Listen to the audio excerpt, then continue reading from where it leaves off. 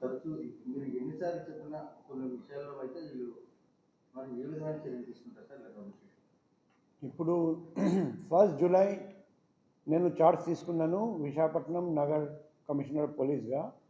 ఆ రోజు నుండి నేను ప్రతి పోలీస్ ఆఫీసర్కి చెప్తున్నాను, మన నగరంలో రౌడీ షీటర్ జైలు బయట తిరగడానికి లేదు.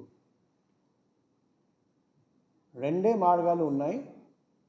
ఒకటి, రౌడీ షీటర్స్ అందరూ జైలు లోపల ఉండాలి, లేకపోతే జిల్లా బయట ఉండాలి. లేకపోతే వాళ్ళు ఇష్టం ఉంటే పాడిపోవచ్చు కూడా, కానీ బహిరంగంగా తిరగడానికి వీల్లేదు. అందుకే రౌడీ షీటర్స్ అందరి మీద ప్రివెంటివ్ డిటెన్షన్ ప్రపోజల్ పెట్టి లోపలికి పంపిస్తున్నాం. వాళ్ళు ఏదైనా ఆఫెన్స్ చేస్తే అరెస్ట్ చేసి జైలు పంపిస్తున్నాం. రౌడీస్ అందరూ ఈ జిల్లా వదిలేసి పారిపోవాలి, జిల్లాలో మాత్రం ఉండడానికి వీల్లేదు. ఇల్లీగల్ యాక్టివిటీస్ ఏదైనా పాల్గొంటున్న పరిస్థితులు అయితే మనకు కనిపిస్తున్నాయి. వాళ్ళ ఎటువంటి సీరియస్గా తీసుకునే అవకాశం ఉంది? రౌడీస్ ఎవరైనా చిన్న తప్పు చేసినా మేము కేసు కట్టి అరెస్ట్ చేసి జైలు పంపిస్తాం.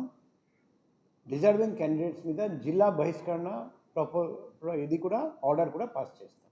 సార్, కొంతమంది బయటికి రాకుండా వెనక నుండి నడిపిస్తారు కొత్త వాళ్ళతో, వాళ్ళకి కూడా ఏ విధమైన మెసేజ్ ఇస్తారు?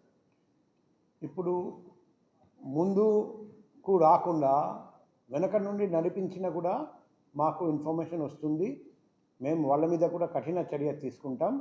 ప్రజలకు కూడా నేను విజ్ఞప్తి చేస్తున్నా, అటువంటి రౌడీస్ ఎటువంటి క్రిమినల్ కాన్స్పిరసీ చేస్తే వెనక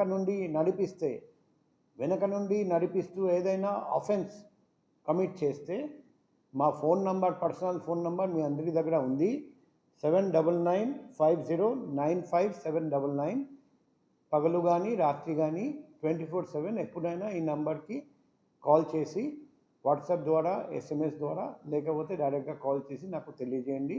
మేము దర్యాప్తు చేసి ప్రతి రౌడీ షీటర్ మీద కఠినమైన చర్య తీసుకుంటాం.